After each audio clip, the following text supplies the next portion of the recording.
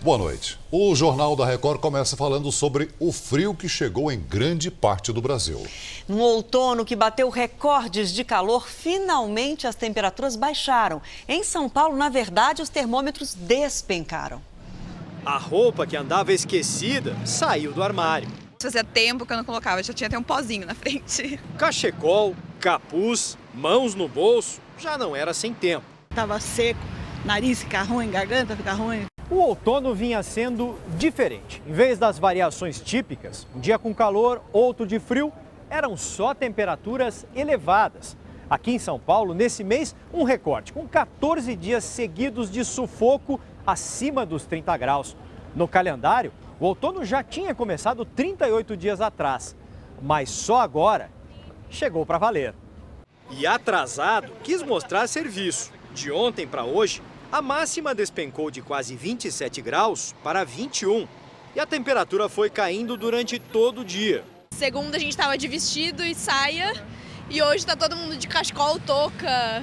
O frio era muito esperado, mas não dá para agradar todo mundo. Verão o ano inteiro não me incomoda nem um pouquinho. Mas para a Laís, dá para perceber, ainda é pouco. Ela torce por temperaturas bem mais baixas. Agora daquele frio para tomar uma sopinha, né? Muito bom. Mas engorda, né? E a queda brusca de temperatura atingiu várias regiões do Brasil. Em alguns lugares, os termômetros ficaram abaixo de zero. A cena é clássica. Pose para foto com o termômetro de rua. Como não registrar esse momento se Gramado está com a menor temperatura do ano? Para valorizar e atestar, né, o nosso passeio aqui. Este hotel investiu numa recepção calorosa para os turistas e eles vão precisar. Hoje a mínima na Serra Gaúcha foi de 4 graus. Para essa quinta-feira a expectativa é de apenas 1 grau. E é o que a gente estava esperando mesmo, esse frio gostoso daqui. A diversão aqui é encontrar formas de se aquecer, seja lá na rua ou em ambientes internos. E é por isso que alguns hotéis oferecem, além das salas climatizadas, a cobiçada lareira. Para turistas desacostumados, só esse aconchego aqui já vale a viagem. Estou amando, porque a gente veio do Rio e é acostumado com um clima de 40 graus, né? E o frio chegou com chuviscos e um registro de 7 graus em Curitiba. A madrugada foi a mais fria do ano. Durante a manhã, a sensação térmica chegou a 4. Em Santa Catarina, a temperatura despencou. Foram 14 graus de diferença entre a noite e todo o dia de hoje. Na Serra, a temperatura está negativa. E essa virada no clima também chegou com o tempo nublado e ventos frios no norte do país. Em Rondônia, a mínima chegou a 18 graus. Amanhã o frio pode bater recorde em várias cidades do país. Pode gear do norte gaúcho ao sul do Paraná, mínima de 2 graus abaixo de zero na Serra Gaúcha. A umidade da Amazônia e uma frente fria espalham chuva do norte ao litoral do sudeste, principalmente em Minas Gerais e no Espírito Santo e de Roraima ao Pará. O dia será de sol do Rio Grande do Sul ao Amazonas e do Norte Mineiro ao interior do Nordeste. Máxima de 16 graus em Porto Alegre e de 25 no Rio de Janeiro.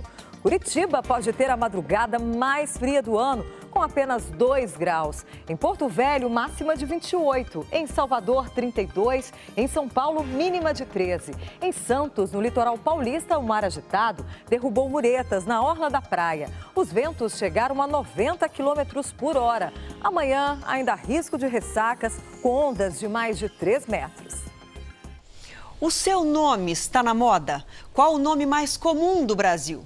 Quando alguém faz sucesso, quantos bebês são registrados em homenagem ao ídolo? Todas essas informações estão numa pesquisa divulgada hoje pelo IBGE. Um cruzamento de dados, no mínimo, curioso. Como é que é teu nome? Caio. E o seu? Vanessa. Não foram eles que escolheram, mas são eles que carregam para a vida toda. Olha a Carla com K. Então sempre quando você vai dar um nome em algum lugar, a pessoa sempre erra de primeira. Você sempre tem que correr, não é com K. Muitas vezes a ideia dos pais é fazer uma homenagem, nem sempre dá certo. Minha mãe colocou em homenagem ao Bruno do Biquíni Cavadão.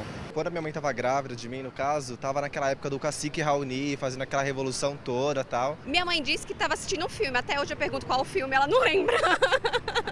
As escolhas criativas muitas vezes são divertidas, mas não são as mais comuns. Pela lista do IBGE, os nomes mais frequentes são os mais simples. A lista divulgada pelo IBGE teve como base o censo de 2010 e os nomes mais comuns desde 1930. Quando o bebê nasce, a identificação aparece logo aqui no quarto da maternidade, antes mesmo dele ser registrado. Essa aqui vai se chamar Laura. A frequência varia de acordo com a época, mas parece que tem nome que não sai de moda de jeito nenhum. Mais de 11 milhões e 700 mil brasileiras se chamam Maria, o nome mais comum em todas as décadas pesquisadas. Ana ficou em segundo. Na década de 70, nasceram 247.099 Adrianas, como a nossa apresentadora. Na última edição, em 2000, caiu para 17.237. Entre os homens, José é o nome mais comum. São mais de 5 milhões e 700 mil pelo país. Celso, o apresentador, são 131.186 no Brasil. O meu, Leandro, bom, não está nem entre os 10 mais escolhidos. Roseli e Rodrigo optaram por Maria. Para incrementar um pouco, acrescentaram Isabelle. Ele resistiu no nome Maria, ele não queria Maria de jeito nenhum, o nome dela. Ele ficava, não, bota Isabelle. No começo eu dei uma resistida, assim, não foi de primeiro. Não foi de primeiro, não, ele demorou a aceitar. Tô muito feliz. Amanhã ele vai registrar, né? Espero que ele venha com a Maria e Isabelle mesmo. Agora, se o choro é de alegria pelo nome, só o tempo dirá. E Celso? Fiquei curiosa com o Celso. Né? Agora, eu quero dizer que eu sou muito feliz com o nome Adriana, embora ele está em desuso nesse momento. A Comissão Especial do Senado aprovou hoje os nomes de quem vai falar a favor e contra o impeachment da presidente Dilma. Serão 4 dias de debates. A sessão foi dedicada à aprovação dos convites aos especialistas pró e contra o impeachment. Amanhã falam os juristas Miguel Reale Júnior e Janaína Pascoal, autores do pedido de afastamento de Dilma. Na segunda-feira, ainda na parte dos pró-impeachment, falarão o ex-ministro do Supremo Tribunal Federal, Carlos Veloso, o procurador do Tribunal de Contas da União, Júlio Marcelo de Oliveira, e o especialista em direito tributário, José Maurício Conte, da Universidade de São Paulo. Na terça-feira, falam em defesa da presidente Dilma, o diretor da Faculdade de Direito da Universidade Federal do Rio de Janeiro, Ricardo Lode Ribeiro, o ex-presidente da OAB, Marcelo Lavenere, e o jurista Geraldo Luiz Prado, da UFRJ. Na sexta-feira, é a vez dos ministros José Eduardo Cardoso, da Advocacia Geral da União, Cátia Abreu, da Agricultura, e Nelson Barbosa, da Fazenda. Todas as exposições serão de 2 horas no seu todo. Então, se nós tivermos, por exemplo, 4 expositores, eles vão compartilhar o prazo de 2 horas. O governo incluiu para sexta-feira a participação de um representante do Banco do Brasil na comissão do impeachment. A ideia é demonstrar que os contratos entre a instituição financeira e a União para pagamentos do Plano Safra e listados como pedaladas fiscais seriam de responsabilidade administrativa do banco e não da presidente Dilma. O vice-presidente Michel Temer acelera as negociações para a montagem do eventual novo governo e obtém sinal verde do PSDB, que promete colaborar. Setores do executivo já entraram em contagem regressiva e preparam a transição de governo. A própria presidente Dilma teria ordenado pressa na finalização de programas e medidas econômicas. Qualquer anúncio tem de ocorrer antes do dia 11, data prevista para a votação no Senado da admissão do processo de impeachment. A auxiliares, Dilma teria admitido a possibilidade de ser afastada do governo. Em entrevista à TV norte-americana CNN, disse que o impeachment não pode ser motivado por baixa popularidade. À tarde, compareceu ao Congresso de entidades que militam pelos direitos humanos. Eu vou lutar até o fim para garantir que a democracia seja respeitada. O dia foi marcado pelo contraste de agendas. A presidente Dilma buscou apoio entre movimentos sociais ligados à defesa dos direitos humanos e trouxe consigo vários ministros petistas da equipe. E Michel Temer reuniu em seu gabinete na vice-presidência dirigentes das principais confederações empresariais do país, preocupados com os rumos da economia. Nós apresentamos 38 propostas, 38 projetos para que a indústria possa voltar a ter uma participação importante no PIB brasileiro e e para que possa contribuir com outros setores no desenvolvimento da economia. Temer também buscou aproximação com Renan Calheiros. O senador mantém relação fria e distante com o colega de partido. É visto como peça-chave para a estabilização política, além de coordenar o andamento do impeachment de Dilma.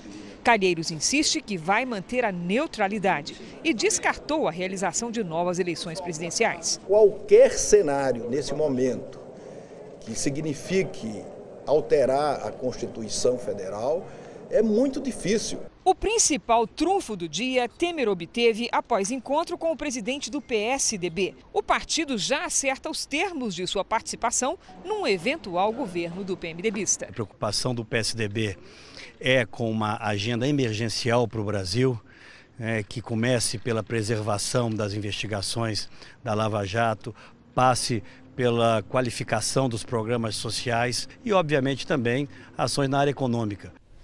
O Banco Central manteve pelo 6º mês seguido os juros básicos da economia, a taxa Selic, em 14,25%. No mercado financeiro, a Bolsa de Valores de São Paulo atingiu a maior alta em 11 meses. Para os economistas, o ânimo é um reflexo das notícias sobre a possível nomeação do ex-presidente do Banco Central, Henrique Meirelles, para o Ministério da Fazenda, caso Michel Temer assuma a presidência. O dia foi agitado nesta corretora. A Bovespa subiu 2,63% e o bom resultado tem relação com as especulações sobre o novo ministro da Fazenda no eventual governo Temer. Se a Bolsa Brasileira tivesse subido, mas todas as outras bolsas subido também, então quer dizer que tinha um movimento mais internacional. Mas hoje não foi isso que aconteceu. O que a gente viu foi justamente uma percepção mais positiva a respeito da economia brasileira com o nome do Meirelles. Henrique Meirelles fez carreira no exterior, em um dos mais importantes bancos do mundo.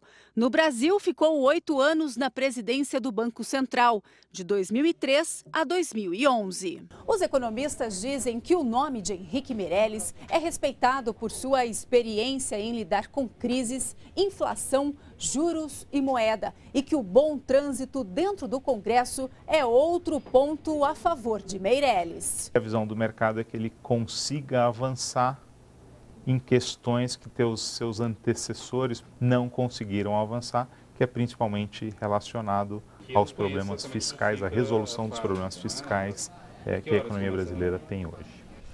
Morreu hoje no Rio de Janeiro o ator Humberto Magnani. Ele tinha 75 anos e uma longa carreira no teatro, no cinema e na televisão.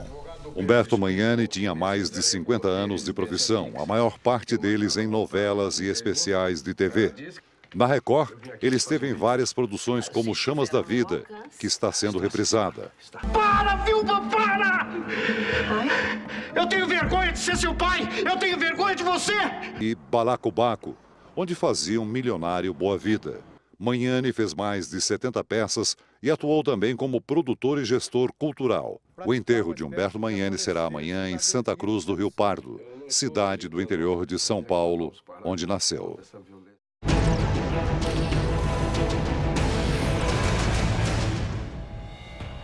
No aeroporto de Confins, em Minas Gerais, esse homem de boné retira uma pedra da mochila e atira no vidro do guichê de uma empresa de ônibus. A câmera interna mostra que a pedra passa raspando pela cabeça de uma funcionária. O homem e um outro assaltante entram no guichê e levam R$9 mil do caixa. Ninguém foi preso. Na capital mineira, outro flagrante. 2 rapazes invadem uma padaria. Enquanto um leva o dinheiro do caixa, o outro rouba os clientes. Ele faz ameaças e agride uma mulher que não quer entregar a bolsa. Um homem também reage e consegue imobilizar o assaltante, que termina preso. O outro ladrão fugiu. A contagem regressiva para a maior competição esportiva do planeta chegou na marca dos 100 dias. Falta pouco para que o Brasil e o Rio de Janeiro recebam os gigantes do esporte mundial nas Olimpíadas. A Zona Oeste, que será o coração do evento, pulsa ao ritmo dos Jogos. Quem vê a cidade assim, cheia de canteiros de obra, pode até pensar que não vai dar tempo. Afinal de contas, 2 anos atrás, quando faltavam 100 dias para a Copa, 4 dos 12 estádios ainda não tinham ficado prontos. Já as Olimpíadas estão bem mais adiantadas. 98% do Parque Olímpico foi concluído. Falta o velódromo, local das provas de ciclismo, que nem pôde sediar o evento teste. Já fora do parque, o maior legado das Olimpíadas, a linha 4 do metrô que liga a Zona Sul à Barra da Tijuca, também está com problemas. Falta finalizar a construção e o Estado corre o risco de não ter verba suficiente. Para ajudar na mobilidade no período de jogos, o município terá 3 dias de feriado em agosto. Tudo para que o carioca entre no clima olímpico, que já começa a pintar a cidade. O Rio se veste com as cores da bandeira. E até 5 de agosto estará pronto e lindo para receber o maior evento do esporte mundial. É o que garante o comitê organizador.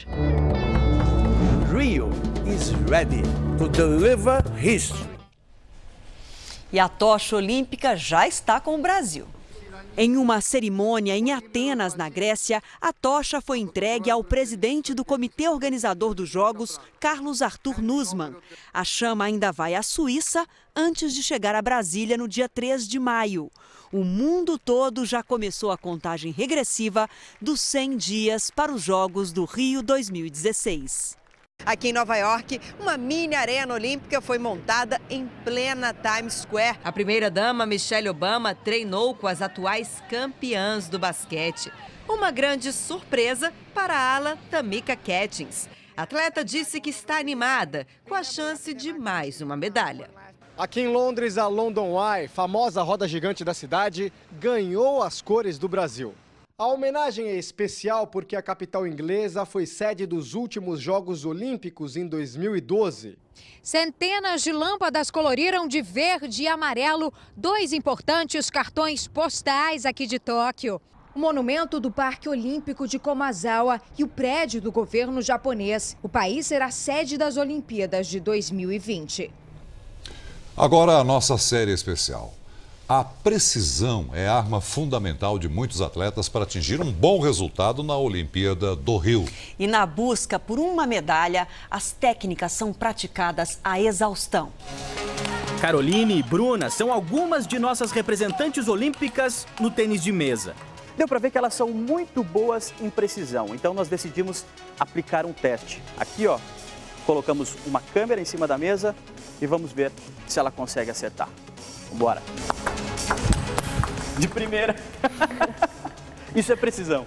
Acho que sim. E treino. Também. A precisão está ligada ao detalhe. No esporte, isso significa a busca intensa pela perfeição. No tênis de mesa, as atletas tentam ser impecáveis em todas as jogadas, inclusive no momento de concentração, onde a atleta lança a bola para o alto e dá o saque. Tamanho capricho torna esta mesa de 2,74 metros por pouco mais de 1,5 metro ainda maior. É o que faz deste esporte emocionante, empolgante e faz as atletas terem que correr ao redor da mesa. No tênis de mesa, a bola é bolinha e nem por isso menos rápida. Por isso, olhos vidrados. E o domínio da arte de antecipar a jogada do adversário ou da adversária. Pelo jeito que o outro bate na bola, a gente já consegue calcular mais ou menos, não 100%, mas pelo menos a trajetória da bola. Uma partida destas é quase uma maratona. Atletas em uma explosão de força controlada milimetricamente. A grande quantidade de treinos permite o aumento da confiança. E saber que é capaz de melhorar ajuda. Nas diferentes provas de tiro das Olimpíadas, o que inclui o tiro com arco, não é possível ganhar sem ter excelência no trabalho. No tiro esportivo, a precisão está diretamente ligada à pontaria. E aí quem não atira pode até pensar, não é tão difícil assim acertar um alvo como este. Só que tem um detalhe. Numa das provas em que o Brasil tem grandes chances de medalhas, nas Olimpíadas do Rio, o alvo fica a 50 metros de distância do atirador. Cássio Rippel sabe o quanto a respiração, o movimento do dedo no gatilho e a batida do coração podem interferir. Eu expiro, de baixo para cima, eu enquadro as miras e o meu relaxamento tem que propiciar que a minha arma fique dentro do 10 o tempo todo. Esse 10 é 10 milímetros a 50 metros, então é bem pequenininho. Um simulador é usado para ver todo o movimento do atirador.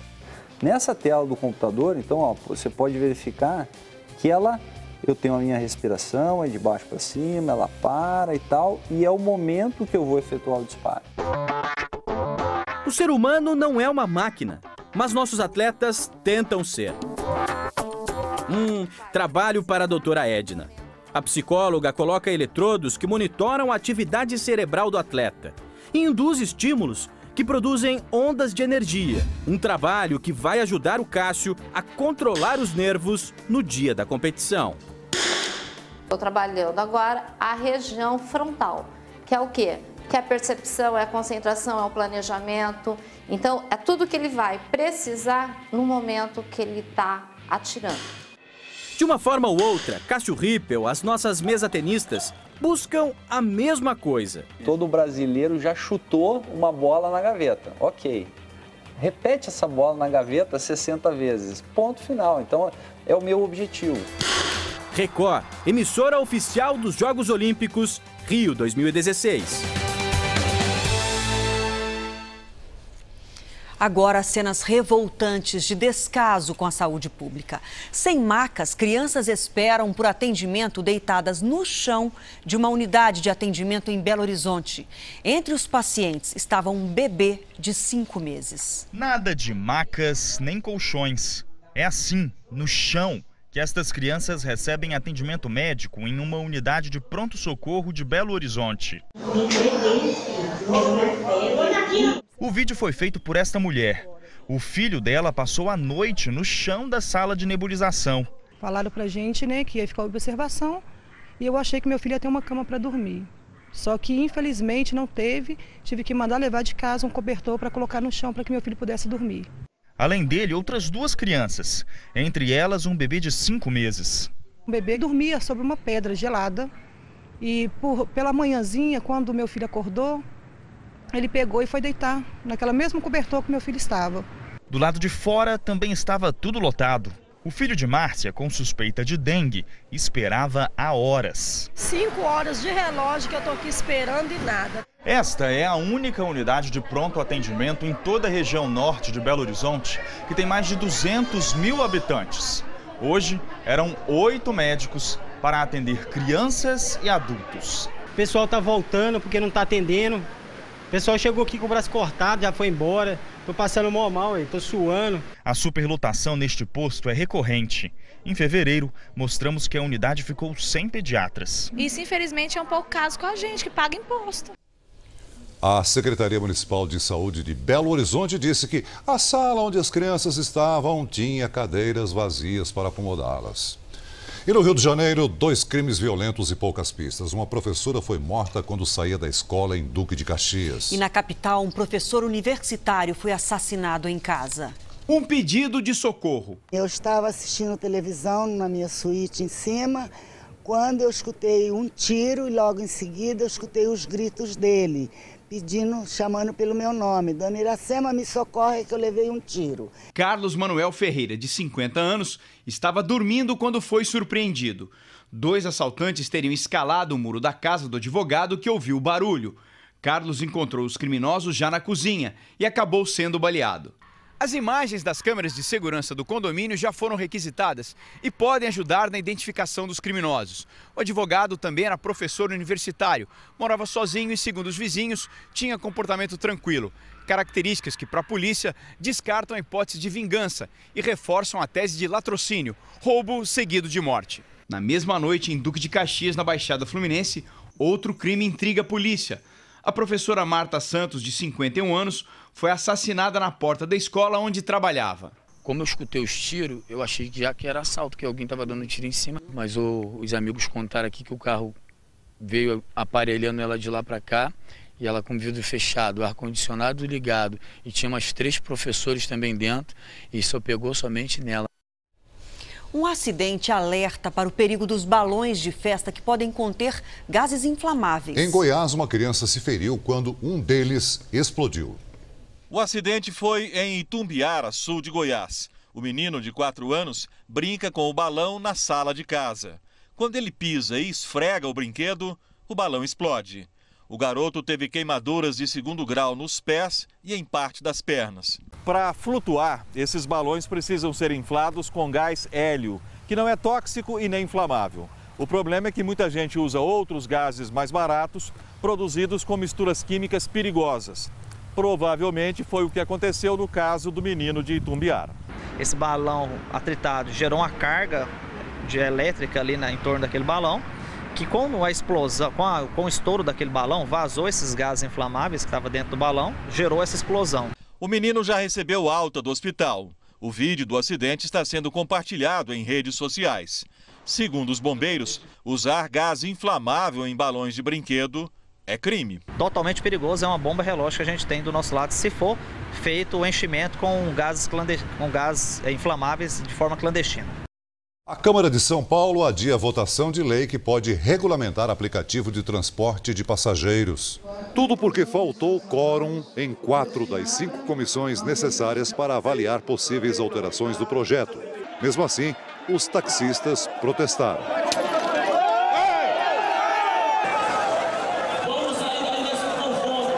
E um vereador protagonizou uma cena lamentável.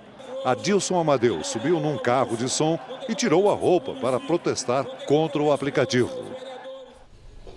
O Jornal da Record mostrou segunda-feira o drama vivido por um jovem humorista que está preso por um assalto que supostamente não teria cometido na Grande São Paulo. A vítima já se retratou e reconheceu um outro suspeito. Agora a polícia analisa um vídeo que pode ajudar a inocentar o rapaz. Na rua do assalto hoje, silêncio entre os vizinhos, depois que descobriram pelo Jornal da Record que um provável inocente está respondendo por um crime cometido aqui. Wesley mora na rua de trás. Foi ele quem convidou Douglas Wallace Ricardo, de 23 anos, para gravar este vídeo de internet um dia antes do assalto. Douglas está preso desde então. Tinha a câmera, tinha um tripé, né? Então deu pra entender que era um vídeo que a gente estava gravando. E como eu moro aqui, a vizinhança já me conhece, já sabe que eu trabalho com isso, que eu vivo com isso, de vídeo, né? Mas quando esta casa foi assaltada, na noite seguinte, além dos 2 ladrões presos em flagrante, a polícia passou a procurar por um terceiro assaltante. E logo a vizinhança se lembrou do grupinho que tinha estado ali gravando o vídeo. 33 dias de prisão e 2 negativas da justiça depois, a família do humorista, que nunca foi preso antes, permanece inconformada. A gente não vive mais, a gente não come, a gente não tem mais vida, ninguém consegue fazer mais nada nessa casa. Primeiro, a defesa do rapaz mostrou à polícia este vídeo com Douglas chegando de carro 4 horas antes do crime, sem sair mais de casa. O carro tem até rastreador, mas os dados do aparelho nunca foram requisitados. Além disso, a vítima do assalto se retratou na delegacia, retirou a queixa contra o rapaz, depois de ver as imagens gravadas por esta câmera. O vídeo, que está em fase de perícia, ainda não foi divulgado. Essa câmera mostra quando um carro passa, justamente essa pequena área aqui, ó, da frente da casa assaltada. Ainda assim, quando um veículo passa, que é isso que a gente acabou de ver, você consegue identificar a característica do carro. E o mesmo carro passou 4 vezes na frente da casa, nesta rua, durante o período em que a residência era assaltada. Só que as características desse carro não batem em nada com a do veículo, que pertence ao Douglas. O dono da câmera conversou comigo e, apesar de não ter mais as imagens no arquivo, diz não ter dúvidas do que viu. As 4 vezes que passou foi um Uno, inclusive seguiu o carro roubado na fuga. Ele seguiu atrás do Fiesta da proprietária. Ministério Público e Justiça são contra que o rapaz responda pela acusação em liberdade. A promotora do caso diz achar estranha a retratação da vítima, já que ela reconheceu o acusado pessoalmente. Já o juiz, que negou os 2 pedidos da defesa, diz que a vítima recebeu uma fotografia na caixa de correio com anotações e pode ter sido induzida a efetuar um novo reconhecimento para beneficiar o acusado. Até a próxima semana, a vítima do assalto também deve ser chamada para reconhecer o novo suspeito pessoalmente. Ele foi preso em flagrante dias depois do roubo à casa dela, cometendo o mesmo crime.